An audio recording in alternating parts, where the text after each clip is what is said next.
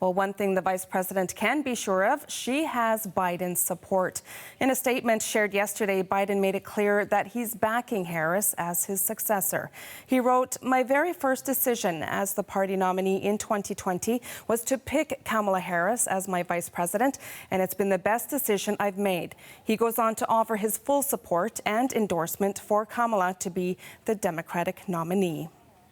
Well, for more on the upheaval and new uncertainty in the Democratic Party, Ravi Perry joins us now. He's a professor of political science at Howard University and someone we often turn to when big news breaks on the American political sense. And he's in Kansas City, Missouri today. Thank you for joining us. Great to be with you, Juanita. So what was your initial reaction to Biden dropping out and endorsing Kamala Harris? Wow, well, I mean, it was a historic announcement, of course. We didn't know when it would come, but last weekend we knew that the president was increasingly isolated and was receiving more and more calls from Democratic senators and members of the House and more restrictions of future donations from big donors. And that's a recipe for getting out of the race. And that's exactly what he did. And Ravi, Kamala Harris was a historic choice for VP, and she would be once again as a presidential nominee. So tell us more about that. Well, Kamala Harris is, of course, a historic choice for sure. First African-American woman, a woman of Indian and Asian Pacific Islander descent, as well as some Caribbean heritage. That would be unique and first time ever for a major party nominee.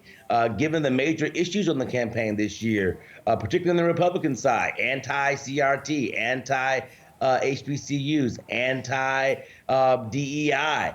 They've called her the DEI vice president. She's a proud Howard University graduate in political science and economics.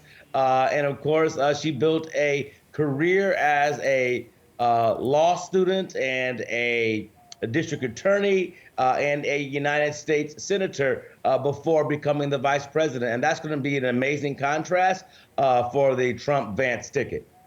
So the question now is, can she beat Donald Trump? Now, polling from just over a week ago by the New York Times shows her just 2 points ahead of Biden in Pennsylvania and just 1 point in Virginia. So was this the right move? Is she the one to carry the party to a win in November?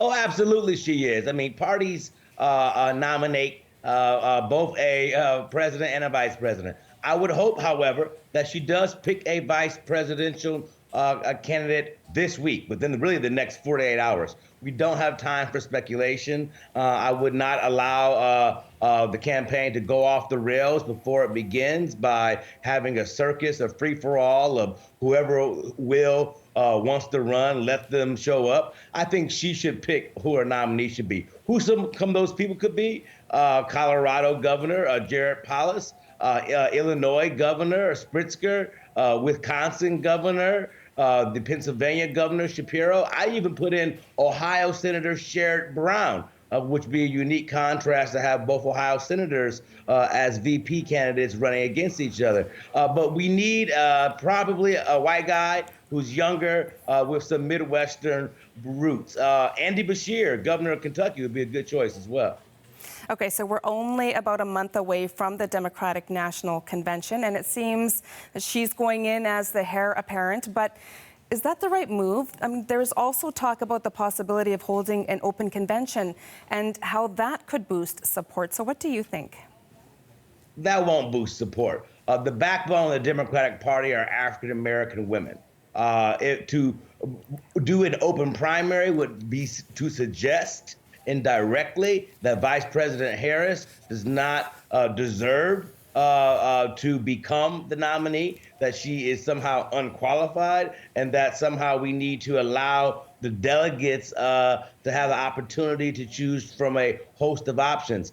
I say no. The delegates chose Joe Biden. Joe Biden chose Kamala Harris. Yes, the delegates have a choice to go in the second and a third or fourth option, just like every electoral college voter does at the end of any election. But you just don't see that. What should happen is that Joe Biden endorsed the vice president to take his place at the top of the ticket. The delegates, I hope, in the convention in Chicago in just over 3 weeks will follow his lead and endorse her accordingly. And that meanwhile, she should get out again on the campaign trail quickly, and today or tomorrow, ideally, identify who her vice presidential pick will be.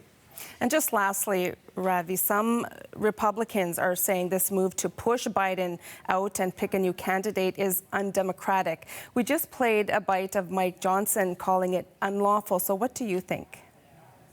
Well, it's not unlawful and it's not undemocratic.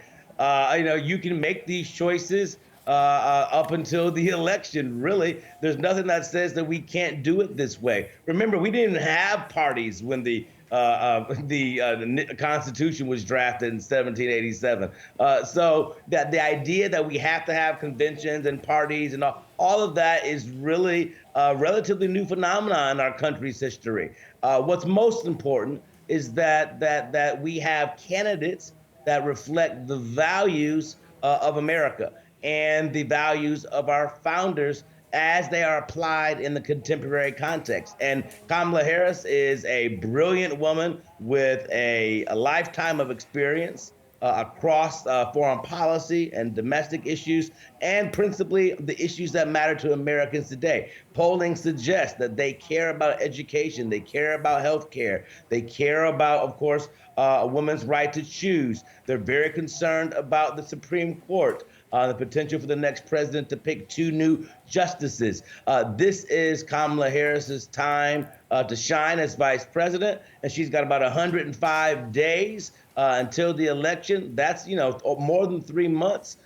We don't have time to build a national campaign and pedigree. And by the way, where we're going to get another $100 million from, meanwhile, for some random person to take the top of the ticket, it would really be a slap in the face to her. So Democrats should consider really moving forward with Vice President Harris as the presidential nominee now that Biden is out, and she should pick a VP as soon as possible. All right, lots to look out for in the coming days. Ravi Perry, thank you so much for joining us this morning. Ravi Perry is a professor of political science at Howard University, and he's in Kansas City, Missouri this morning.